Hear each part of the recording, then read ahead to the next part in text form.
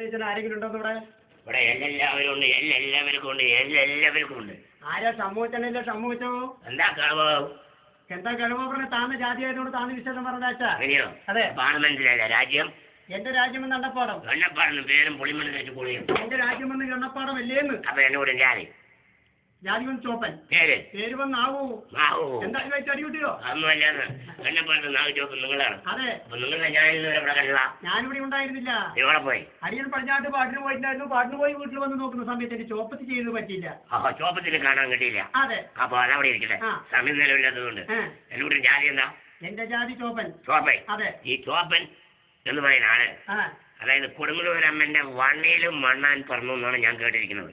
അതെന്താ പറക്കാൻ കാരണം? അതെങ്ങനെ പറഞ്ഞു? അത് ഏത് രൂപത്തിലാണ്? ഒന്ന് പറക്കാകട്ടെ. അങ്ങനെ ആയിക്കോട്ടെ.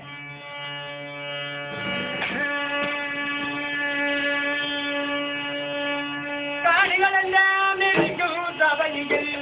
കാരണം ഓരോന്നും പറയാം. അച്ഛാണികളെല്ലാം സഭയികൾ കാരണം ഓരോന്നും പറയാം. എല്ലാ തിരുവരകൾ മണ്ണാൻ താഴ്ന്നൊരു